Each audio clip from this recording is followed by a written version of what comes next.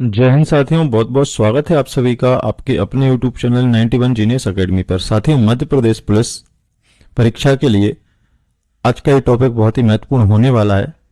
तो अगर आपका भी एग्जाम आने वाले दिनों में है तो आप वीडियो में लास्ट तक बने रहिए। आज के इस वीडियो में नर्मदा एवं चंबल नदियों को काफी डिटेल से कवर करने वाले हैं, क्योंकि यही मध्य प्रदेश की दो ऐसी नदियां हैं जिनसे सर्वाधिक प्रश्न पूछे जाते हैं।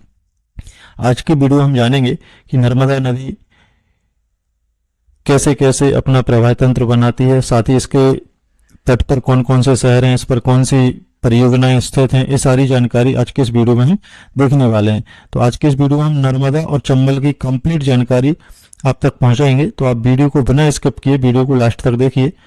तो चलिए साथियों, शुरू करते हैं। जैसा सभी आप देख पा रहे हैं कि सबसे पहले हम कवर करने वाले हैं नर्मदा नदी के लिए।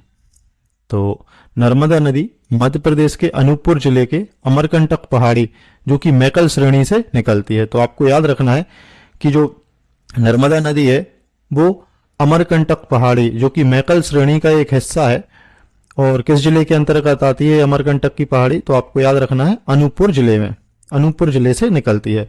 इसकी लंबाई की हम बात करें तो नर्मदा की कुल लंबाई 1312 किलोमीटर है, तथा मध्य प्रदेश में इसकी लंबाई कितनी है साथियों, 1077 किलोमीटर। तो आपको ये दोनों फैक्ट याद रखना है कि अगर टोटल लंबाई पूछे आपसे तो आपको बताना है 1312 किलोमीटर, लेकिन अगर मध्य प्रदेश में हम बात करें तो इसकी लंबाई कितनी है साथियों, आपकी 1077 किलोमीटर। अवशान, अवशान का मतलब क्या होता है साथियों, जब कहीं किसी स्थान से नदी निकलकर लास्ट में जिस पॉइंट पर मिलती है उस पॉइंट को अपन क्या कहते हैं, अवशान पॉइंट कहते हैं। तो नर्मदा नदी भरूच यानी गुजरात के पास खंबात की खाड़ी अरब सागर में गिर जाती है। तो आपको याद रखना है जो नर्मदा नदी है यह अरब सागर में गिरती है, और जिस स्थान पर अरब सागर में गिरती है उसको किस नाम से जानते हैं हम, खंबात की खाड़ी। और खंबात की खाड़ी कहां पर स्थित है, तो गुजरात में भरूच के पास। अगला प्रश्न है हमारा अन्य नाम। तो नर्मदा नदी के बहुत सारे नाम है, चूंकि यह मध्य प्रदेश की एक पवित्र नदी है जिसका ऐतिहासिक विवरण भी रहा है, तो इसी से रिलेटेड कुछ इसके अन्य नाम रखे गए हैं। तो चलिए जान लेते हैं। जैसे नर्मदा नदी को और किस नाम से जाना जाता है, तो मैकल सुता, रेवा, कावेरी, ओमकारेश्वर में इसी नर्मदा नदी को किस नाम से जाना जाता है साथियों, तो याद रखना है आपको कावेरी। शिवपुत्री, सामो देवी, सोमप्रभा, नामोदास आदि नाम से नर्मदा नदी को जाना जाता है, जिसमें आप इसको याद रखिए, नामोदास जो है बहुत ही इंपोर्टेंट है। आगे जान लेते हैं हम कि जल प्रवाह, तो इस नदी का जल प्रवाह 93,180 किलोमीटर है। नर्मदा के बेसिन का हिस्सा मध्य प्रदेश में 89.9%, बहुत ही इंपोर्टेंट फैक्ट है, ध्यान रखिए, आने वाले एग्जाम में जरूर पूछा जाएगा। महाराष्ट्र में 2.7% और 8.5% गुजरात में है। तो आपसे इनमें से कुछ भी पूछा जा सकता है कि मध्य प्रदेश में नर्मदा नदी का कितने प्रतिशत हिस्सा है, तो 89.9, लगभग आप याद रखिए 90%। बाकी लगभग 3% या 2-2.5% आपका महाराष्ट्र में और 8.5% गुजरात में। नर्मदा नदी मध्य प्रदेश के कितने जिलों से होकर बहती है, तो टोटल 15 जिलों से होकर बहती है। अगला पॉइंट है हमारा कि नर्मदा नदी को नामोदास नामक नाम किसके द्वारा दिया गया, तो आपको याद रखना है टोलमी। मैंने इसीलिए आपसे बोला था कि इस नाम को आप विशेष याद रखिए। तो नामोदास जो नाम है नर्मदा नदी को किसके द्वारा दिया गया साथियों, तो टोलमी के द्वारा दिया गया है। नर्मदा नदी को भारत की हृदय रेखा भी कहा जाता है। यह मध्य प्रदेश की जीवन रेखा है। आप याद रखिए, मध्य प्रदेश की जीवन रेखा किस नदी को कहा जाता है, तो नर्मदा नदी को, तथा साथ ही इसे गुजरात की भी जीवन रेखा कहा जाता है। तो भारत की हृदय रेखा, मध्य प्रदेश और गुजरात की जीवन रेखा कौन सी नदी कहलाती है, आपकी नर्मदा नदी। यह मध्य प्रदेश की प्रथम नदी है जिसे जीवित नदी का दर्जा प्राप्त है। जी हां साथियों, गंगा नदी की तर्ज पर मध्य प्रदेश सरकार ने माननीय पूर्व मुख्यमंत्री हमारे शिवराज सिंह चौहान जी के नेतृत्व में नर्मदा नदी को वर्ष 2017 में जीवित नदी का दर्जा दिया गया था। जिस प्रकार गंगा नदी को जीवित नदी का दर्जा प्राप्त है, उसी प्रकार से मध्य प्रदेश में नर्मदा नदी को जीवित नदी का दर्जा प्राप्त है। नर्मदा नदी अरब सागर में गिरती हुई एस्चुरी, एस्चुरी का मतलब ज्वारनद मुख बनाती है। तो आपको याद रखना है कि नर्मदा नदी जो है वो डेल्टा नहीं बनाती है, नर्मदा नदी क्या बनाती है, एस्चुरी का निर्माण करती है, यानी ज्वारनद मुख। इसके अलावा ताप्ती नदी भी आपकी कौन सा जो एक और नदी है ताप्ती और माही, ये दोनों नदियां भी आपकी डेल्टा नहीं बनाती हैं, याद रखना है आपको। आप यहाँ पे देख पा रहे हैं जो जबलपुर में नर्मदा नदी कुछ इस तरीके से प्रवाहित होती है संगमरमर की चट्टानों के बीच से, और इन्हीं संगमरमर की चट्टानों के बीच में साथियों एक स्थान है जिसको नाम दिया जाता है बंदर कूदनी। तो आपसे ये प्रश्न भी बन चुका है एग्जाम में, और आने वाले शिफ्टों में फिर से प्रश्न रिपीट हो सकता है कि बंदर कूदनी कहां पर स्थित है। तो आपको याद रखना है जबलपुर के भेड़ा घाट में, जहां पर नर्मदा नदी संगमरमर की चट्टानों के बीच से बहती हुई प्रवाहित होती है, वहां पर बंदर कूदनी नामक स्थान है। तो आप ये जो चित्र देख पा रहे हैं इमेज में, ये भेड़ाघाट जबलपुर का ही है, और इसी नदी पर जबलपुर में ही धुआंधार जलप्रपात इसी भेड़ाघाट नामक स्थान पर नर्मदा नदी के द्वारा बनाया जाता है। भेड़ाघाट जो कि धुआंधार जलप्रपात के नाम से जाना जाता है। अगला प्रश्न, अगले पेज की तरफ हम बढ़ते हैं। अब जान लेते हैं नर्मदा नदी की प्रमुख सहायक नदियां। जी हाँ साथियों, आप सभी जानते हैं कि मध्य प्रदेश की चूंकि ये सबसे बड़ी नदी है, इसलिए इसकी बहुत सारी सहायक नदियां हैं। अगर हम बात करें इसकी टोटल सहायक नदियों की, तो इसकी टोटल सहायक नदियों की संख्या साथियों कितनी है? 41 नदियां जो है इसकी सहायक हैं, जिसमें से कुछ प्रमुख आपकी सहायक नदियों के नाम आपको पता होना चाहिए, जैसे बंजर, दूधी, शक्कर, तवा, शेर, बरनार, हिरण, बरना। आप याद रखिए बरनार और बरना दोनों अलग अलग हैं। मान, देनवा और तिंदोली, तिंदोली आपके एग्जाम में पूछी गई है, तो उम्मीद है कि आगे आने वाली शिफ्टों में इनमें से और भी नदियों के नाम पूछे जा सकते हैं। और एक प्रश्न भी आप याद रखिए कि नर्मदा नदी की जो टोटल सहायक नदियां हैं वो कितनी है साथियों? तो 41 यानी 41। नर्मदा नदी भारत के उत्तर और दक्षिण के मध्य एक विभाजक के रूप में कार्य करती है। यानी कि जो नर्मदा नदी है, जैसे अगर हम इंडिया की बात करें कुछ इस तरीके से, तो नर्मदा नदी यहाँ मध्य प्रदेश से निकलती है और ये उत्तर भारत और दक्षिण भारत यानी कि नॉर्थ और साउथ दोनों में डिवीजन बनाने का काम करती है। तो प्राकृतिक विभाजन करती है हमारी नर्मदा नदी जो है ये उत्तर भारत और दक्षिण भारत में। मध्य प्रदेश में पश्चिम दिशा की ओर बहने वाली नदियों में नर्मदा व ताप्ती नदियां मुख्य हैं। इसके अलावा एक फैक्ट और, आप सभी जानते हैं कि भारत में अधिकांश जो नदियां हैं वो पूरब से पश्चिम की ओर प्रवाहित होती हैं, लेकिन नर्मदा और ताप्ती यानी कि ये दो नदियां आपको याद रखना है, नर्मदा और ताप्ती, जो एक दूसरे के पैरेलल होते हुए पूरब से पश्चिम की ओर प्रवाहित होती हैं। तो आपको याद रखना है बाकी सारी जो नदियां हैं ये पश्चिम से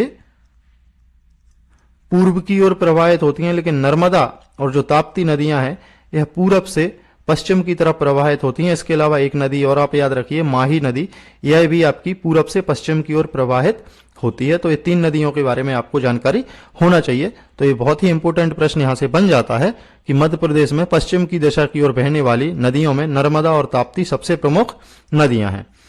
नर्मदा नदी मध्य प्रदेश की सबसे बड़ी नदी है तथा भारत की 5वें नंबर की सबसे बड़ी नदी है। आपको यह भी याद रखना है कि जो नर्मदा नदी है यह, अगर हम मध्य प्रदेश की बात करें तो ये कौन से नंबर पे आती है? पहले नंबर पे। लेकिन अगर अपन इंडिया की बात करें कि भारत में इसका स्थान कौन सा है लंबाई के आधार पर, तो यह 5वीं सबसे बड़ी नदी है।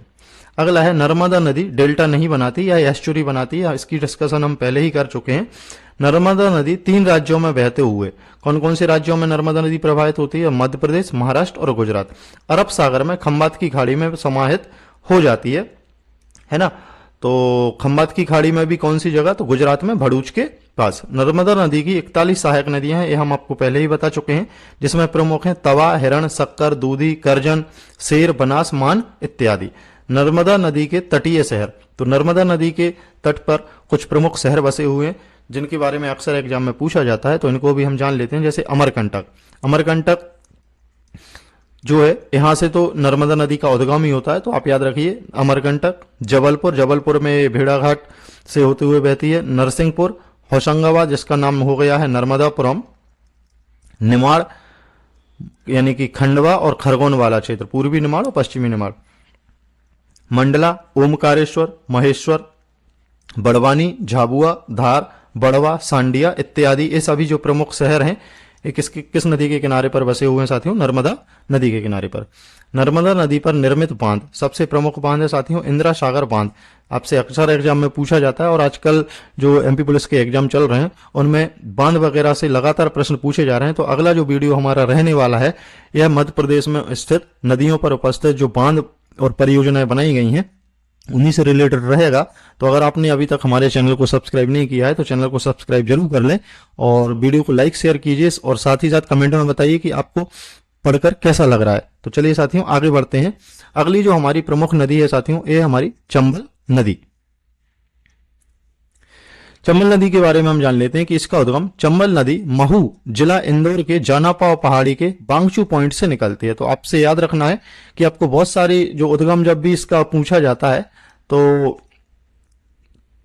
बहुत सारे ऑप्शन आपके बन सकते हैं इसके, जैसे चंबल नदी किस जिले से निकलती है तो महू तहसील से निकलती है, जिला कौन सा लगता है इंदौर, पहाड़ी कौन सी है तो जानापाव पहाड़ी, जानापाव पहाड़ी के किस पॉइंट से निकलती है तो बांगचू पॉइंट, ये आपको याद रखना है। इसकी जो कुल लंबाई है साथियों यह 965 किलोमीटर है। मध्य प्रदेश में चंबल नदी की लंबाई सिर्फ कितनी है? 325। चंबल नदी मध्य प्रदेश से अधिक किस राज्य में बहती है तो आपको याद रखना है कि चंबल नदी मध्य प्रदेश से ज्यादा राजस्थान और उत्तर प्रदेश में बहती है। मध्य प्रदेश में इसकी लंबाई सिर्फ कितनी है? 325 किलोमीटर। लेकिन आपको ये टोटल लंबाई याद रखना है कि चंबल नदी की जो कुल लंबाई है यह कितनी है? 965 किलोमीटर। आगे जान लेते हैं अवसान। अवसान मैंने आपको पहले बताया कि नदी जहां से निकलकर जिस पॉइंट पर अंत होता है नदी का उसको हम कहते हैं अवसान पॉइंट। तो चंबल नदी इटावा उत्तर प्रदेश के निकट यमुना नदी में मिल जाती है। तो आपको याद रखना है जो चंबल नदी है साथियों, जैसे अगर हम बात करें ये कुछ मध्य प्रदेश का ऐसा नक्शा हमें देखने को मिलता है और चंबल नदी यहां से निकलते हुए ऐसे राजस्थान में, फिर मध्य प्रदेश में और फिर यहां से उत्तर प्रदेश में प्रवाहित हो जाती है और यहां से यमुना नदी आती है आपकी यमुना नदी, और उसी में यहां पे इटावा के पास चंबल नदी आपकी यमुना नदी में जाके मिल जाती है। तो जो चंबल नदी है इसके बहुत सारे अन्य नाम भी हैं, जैसे इसे चरमावती, धर्मावती, कामधेनु आदि नामों से भी जाना जाता है। आपको ये पॉइंट याद रखना है। चंबल नदी जो है वो यमुना की सबसे बड़ी सहायक नदी भी मानी जाती है, आपको ये याद रखना है। चंबल रिवर एक अध्यारोपित रिवर है यानी सुपर स्प्रीम रिवर है। यह अपने मार्ग में उत्खात भूमि का निर्माण करती है जिसे चंबल खड्ड यानी कि बीहड़ यानी रिवाइन ऑफ चंबल रिवर भी कहते हैं। मैं आपको बता देता हूं कि जब चंबल नदी मध्य प्रदेश के यहां मुरैना जिले में, जैसे अगर हम नक्शा बनाने की कोशिश करें छोटा सा, तो ये हमारा मध्य प्रदेश है जैसे, है ना, तो यहां पे जिला पड़ता है साथियों मुरैना। जब चंबल नदी यहां से निकलकर इस चंबल वाले रेंज में, यानी जो ये पूरा रेंज है ये चंबल का माना जाता है, इस मुरैना जिले में प्रवेश करती है तो यहां पर बहुत ही बड़े बड़े मिट्टी को काटकर ये अपने साथ बहाकर ले जाती है, जिससे यहाँ पे काय का निर्माण हो जाता है साथियों? बीहड़ का निर्माण हो जाता है। तो इसी को कहते हैं वन उत्खात भूमि। तो आपसे ये प्रश्न भी बन सकता है कि मृदा अपरदन के कारण मध्य प्रदेश का सबसे प्रभावित जिला कौन सा है? तो आपको याद रखना है मुरैना, क्योंकि ये चंबल नदी जो है अपने साथ यहाँ की मिट्टी को बहाकर ले जाती है और यहाँ पर बड़े बड़े गहरे खड्डों का निर्माण कर देती है जिनको हम बीहड़ कहते हैं, और यह मृदा अपरदन का एक उदाहरण है। और जो ये चंबल नदी मृदा अपरदन करती है किस प्रकार का करती है? तो अबनाली का प्रकार का, आपको ये याद रखना है। अबनाली का प्रकार का मृदा अपरदन करती है किस जिले में? मुरैना जिले में। और यहाँ पर किसका निर्माण करती है? बीहड़ों का निर्माण करती है। आपने सुना होगा चंबल के डाकू यानी पान सिंह तोमर वगैरह, आपने जो मूवी देखी होगी उसमें आपने चंबल के बीहड़ जरूर देखे होंगे। आगे बढ़ जाते हैं हम। आप यहाँ पे ये देख पा रहे हैं चंबल नदी, जो कि चंबल नदी जो ब्लू कलर में आप ये लाइन देख पा रहे हैं ये पूरी चंबल नदी है। और इसमें कौन कौन सी नदी आके मिलती हैं? जैसे कुन्नू नदी, पार्वती नदी, परवन नदी, कालीचंद, यहाँ से गुजाली, बामणी, मांगली, मेज नदी। तो इस प्रकार से आपको देख सकते हैं इसको। आगे बढ़ जाते हैं कि चंबल नदी नर्मदा नदी के बाद मध्य प्रदेश की दूसरी सबसे बड़ी नदी है। आपको याद रखना है मध्य प्रदेश की सबसे बड़ी नदी कौन सी है? नर्मदा, जिसकी टोटल लंबाई अगर अपन बात करें तो कितनी है? 13-12। और मध्य प्रदेश में अगर हम बात करें तो कितनी है साथियों? 1077। वहीं अगर हम चंबल की बात करें तो चंबल की टोटल लंबाई कितनी है 965। और अगर एमपी की बात करें कि एमपी में कितनी बहती है तो 325 किलोमीटर, ये आपको याद रखना है। तो चंबल नदी जो है यह मध्य प्रदेश की दूसरी सबसे बड़ी नदी है। पहले नंबर पर कौन है नर्मदा और दूसरे नंबर पर कौन है चंबल। चंबल और यमुना मिलकर लश्कर का मैदान की सीमा बनाती हैं। ये बहुत ही इंपॉर्टेंट प्रश्न है, कई बार एग्जाम में आया है और लगातार ये रिपीट होता रहता है। तो चंबल नदी और यमुना नदी दोनों नदियां मिलकर लश्कर के मैदान की सीमा बनाती हैं। चंबल नदी को पश्चिम मध्य प्रदेश की जीवन रेखा कहा जाता है, जबकि नर्मदा नदी को किसकी रेखा कहा जाता है तो मध्य प्रदेश की जीवन रेखा। वहीं पर पश्चिमी मध्य प्रदेश की जीवन रेखा किस नदी को कहा जाता है तो आप याद रखिए चंबल नदी को। यह नदी मध्य प्रदेश और राजस्थान के बीच सीमा का निर्धारण करती है। यह मध्य प्रदेश में 2 बार प्रवेश करती है। आप याद रखिए, जैसे मैंने आपको अभी कुछ देर पहले बताया भी था नक्शा के थ्रू, कुछ इस तरीके से कि यहां से इंदौर से निकलती है और फिर ये राजस्थान में जाती है। पहले मध्य प्रदेश से ही निकलती है, मध्य प्रदेश में बहते हुए राजस्थान में जाती है और फिर से मध्य प्रदेश में एंटर करती है और यहां से फिर उत्तर प्रदेश में चली जाती है। तो एकमात्र ऐसी नदी है जो मध्य प्रदेश में 2 बार प्रवेश करती है। चंबल नदी मध्य प्रदेश के अलावा राजस्थान और उत्तर प्रदेश में भी बहती है। मैंने आपको बताया था कि उत्तर प्रदेश में इटावा के पास है नदी यमुना नदी में जाके मिल जाती है। चंबल नदी मध्य प्रदेश के उज्जैन, श्योपुर, भिंड, मुरैना आदि जिलों में बहती है। चंबल नदी की जो प्रमुख सहायक नदियां हैं आपको याद रखना है कालीसिंध, क्षिप्रा, पार्वती और कूनो। क्षिप्रा नदी के किनारे साथियों आपका कौन सा शहर बसा हुआ है तो उज्जैन शहर बसा हुआ है, यानी महाकाल की नगरी के नाम से भी जिसे जाना जाता है। अगला है चंबल नदी अपने किनारों पर बड़े बड़े खड्डों का निर्माण करती है। यह नदी के जल द्वारा अवनालिका अपर्दन के कारण होता है। मैंने आपको बताया था कि मुरैना जिले में चंबल नदी अपने साथ मिट्टी को काटकर बड़े बड़े खड्डे बना देती है, जिसके कारण वहां पर मृदा अपर्दन होता है। और ये मृदा अपर्दन किस प्रकार का होता है तो अवनालिका प्रकार का, और इससे बीहड़ों का निर्माण होता है। मेघदूत ने कालिदास में, जो मेघदूत पुस्तक है साथियों किसकी है कालिदास की, तो मेघदूत में कालिदास ने चरमावती चंबल नदी का उल्लेख किया है। यानी कि मेघदूत पुस्तक जो कि कालिदास के द्वारा लिखी गई है, महान कवि जो हमारे रहे हैं उनके द्वारा जब ये पुस्तक लिखी गई है मेघदूत, तो उन्होंने चंबल नदी का उल्लेख इस पुस्तक में किया है और उसे किस नाम से किया है तो चरमावती के नाम से किया है। अगला पेज हमारा मध्य प्रदेश में यह महू, धार, रतलाम, शिवपुरी, भिंड, मुरैना तथा मंदसौर के समीप से बहती है। चंबल रिवर की सहायक नदियां कालीसिंध, पार्वती, बनारस नहीं है साथियों, बनास है, पुनासा आदि हैं।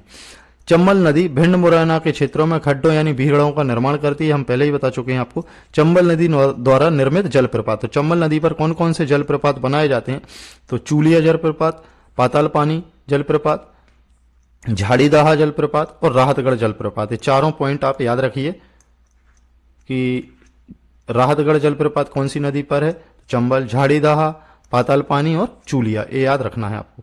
चंबल नदी पर कौन कौन से बांध बनाए गए हैं तो गांधी सागर बांध जो कि मंदसौर जिले मध्य प्रदेश में है, राणा सागर बांध चित्तौड़गढ़ राजस्थान में है और जवाहर सागर बांध कोटा राजस्थान में। आप याद रखिए चंबल नदी पर मध्य प्रदेश में सिर्फ एक ही बांध बनाया गया है, गांधी सागर बांध। जबकि अगर आपने जो नर्मदा नदी पड़ी थी तो वहां पे हमने देखा था इंदिरा सागर बांध जो कि कहां पर है पुनासा खंडवा में।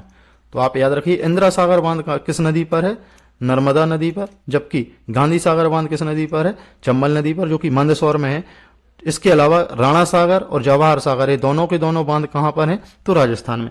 तो साथियों यही थी हमारी आज की वीडियो जिसमें हमने नर्मदा और चंबल नदी को काफी अच्छे से कवर किया है और इस कुछ एक्स्ट्रा फैक्ट भी हमने जाने हैं। तो अगर आपको वीडियो अच्छा लगा है तो वीडियो को लाइक शेयर कीजिए, साथ ही साथ चैनल को सब्सक्राइब जरूर कीजिए। मिलते हैं जल्दी एक नए टॉपिक के साथ नए वीडियो में, तब तक के लिए थैंक यू फॉर वॉचिंग। जय हिंद, जय भारत।